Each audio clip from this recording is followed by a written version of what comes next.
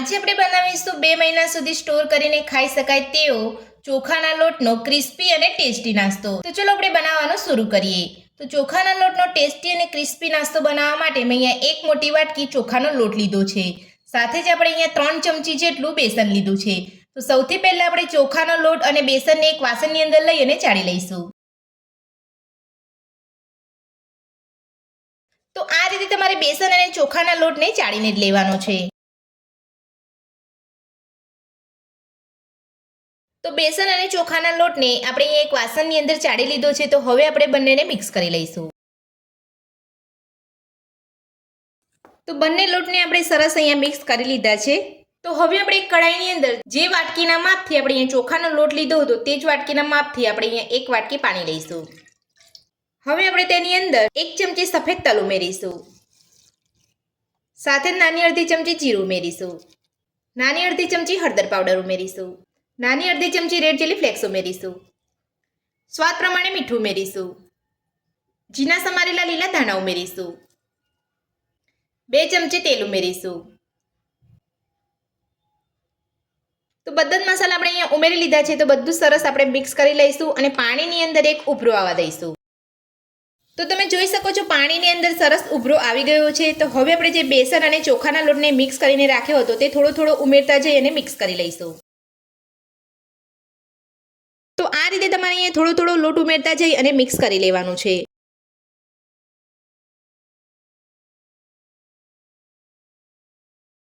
તો બધું જ આપણે અહીંયા સરસ મિક્સ કરી લીધું છે। તો હવે આપણે ગેસની ફ્લેમ બંધ કરી દઈશું અને બધા જ મિશ્રણને આપણે ઢાંકીને 5 મિનિટ માટે રહેવા દઈશું।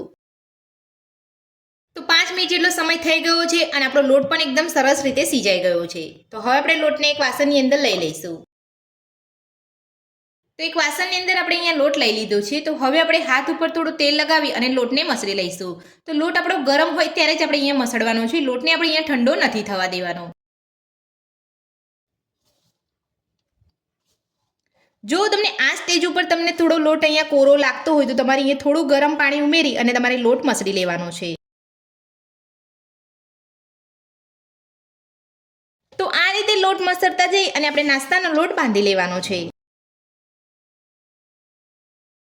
તો આ રીતે લોટ ગરમ ગરમ હોય ત્યારે જ તમારે બાંધી લેવાનો છે। તો આ રીતે એકદમ સરસ રીતે તમારો લોટ બંધાઈને તૈયાર થશે। તો નાસ્તાનો લોટ આપણો એકદમ સરસ રીતે અહીંયા બંધાઈને તૈયાર છે। તો હવે આપણે લોટમાંથી એક લુઓ લઈ લઈશું। તો પાટલા ઉપર લુઓ લેતા પહેલા આપણે પાટલા ઉપર થોડું તેલ લગાવી લઈશું। તો પાટલા ઉપર તેલ લગાવી લીધા પછી હવે આપણે નાસ્તાનો લુઓ લઈ અને આપણે અહીંયા મીડિયમ થીક રોટલી વણી લઈશું। તો મીડિયમ પાતળી રોટલી આપણે અહીંયા વણી લીધી છે। તો હવે આપણે રોટલીને ચારે બાજુથી કટ કરી લઈશું। તો રોટલીને ચોરસ આકારની અંદર કટ કરી લીધા પછી હવે આપણે કાંટાવાળી ચમચીના મદદથી કાણા કરી લઈશું। તો આ રીતે કાણા કરવાથી તમારો નાસ્તો ફૂલે નહીં અને એકદમ ક્રિસ્પી બનીને તૈયાર થશે।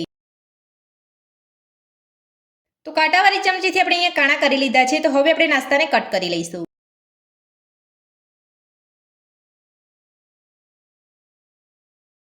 તો આ રીતે તમારે નાસ્તાને આકાર આપી દેવાનો છે। હવે આપણે વચ્ચેથી કટ કરી લઈશું। તો તમે જોઈ શકો છો આપણો એકદમ સરસ નાસ્તો બન્યો છે। તો આ રીતે તમારે રોટલી વણી અને રોટલીને કટ કરી અને નાસ્તો બનાવી લેવાનો છે। તો 2 રોટલી વણી અને આપણે નાસ્તો થોડો અહીંયા બનાવી લીધો છે। તો હવે આપણે નાસ્તાને તળી લઈશું। તો નાસ્તો તળવા માટે મેં અહીંયા કઢાઈની અંદર તેલ ગરમ કરવા મૂકી દીધું હતું। તો હવે આપણે તેલની અંદર નાસ્તાને લઈને તળી લઈશું। તો નાસ્તો આપણે અહીંયા ગેસની મીડિયમ ફ્લેમ પર જ તળવાનો છે। ફૂલ ગેસ ઉપર નાસ્તો આપણે નથી તળવાનો। અને નાસ્તાને તળતા પહેલા તમારે તેલને વધારે ગરમ નથી કરવાનું, મીડિયમ તેલની અંદર જ આપણે નાસ્તો તળવાનો છે। તો નાસ્તો આપણે તેલની અંદર લઈ લીધો છે અને નાસ્તો આપણો તળાઈને ઉપર પણ આવી ગયો છે। તો હવે આપણે નાસ્તાને પલટાવી લઈશું। તો આ રીતે તમારો નાસ્તો તળાઈને ઉપર આવી જાય એટલે તમારે નાસ્તાને પલટાવી લેવાનો છે। તો બધા જ નાસ્તાને આપણે અહીંયા પલટાવી લીધો છે। તો હવે આપણે નાસ્તાને ગેસની મીડિયમ ફ્લેમ પર બંને બાજુ તળાવવા દઈશું। તો નાસ્તાને તળાતા ફક્ત અહીંયા 2 થી 3 મિનિટ જેટલો સમય લાગે છે, વધારે સમય નથી લાગતો। તો આ રીતે તમારે નાસ્તાને પલટાવતા જઈ અને બંને બાજુ તળી લેવાનો છે। તો નાસ્તો આપણો એકદમ સરસ રીતે તળાઈ ગયો છે। તો આ રીતનો કલર બદલાય એટલે આપણે નાસ્તાને કાઢી લેવાનો છે। તો આ જ રીતે આપણે બધો નાસ્તો બનાવી લઈશું. તો ચોખાના લોટનો ક્રિસ્પી અને ટેસ્ટી નાસ્તો બનીને આપણો તૈયાર છે અને આપણે અહીંયા એક પ્લેટની અંદર સર્વ પણ કરી લીધો છે. તો આ નાસ્તા ઉપર તમે ચાટ મસાલો ભભરાવીને ખાવા માંગતા હોય તો એ રીતે પણ તમે ખાઈ શકો છો અને ચા સાથે આ નાસ્તો ખાવાની ખૂબ જ મજા આવતી હોય છે. અને તમે જોઈ શકો છો આપણો નાસ્તો એકદમ ક્રિસ્પી બન્યો છે અને એકદમ સોફ્ટ બન્યો છે. તો ચોખાના લોટનો ક્રિસ્પી અને ટેસ્ટી નાસ્તો બનાવવાની રીત તમને મારી કેવી લાગી મને કોમેન્ટ બોક્સમાં કોમેન્ટ કરીને જરૂરથી જણાવજો અને મારી આ રીતે આ નાસ્તો બનાવવાનું ઘરે એકવાર જરૂરથી ટ્રાય કરજો. રેસીપી પસંદ આવી હોય તો વિડીયોને લાઇક કરજો, ચેનલને સબસ્ક્રાઇબ કરજો, તમારા મિત્રોને જરૂરથી શેર કરજો. Thank you.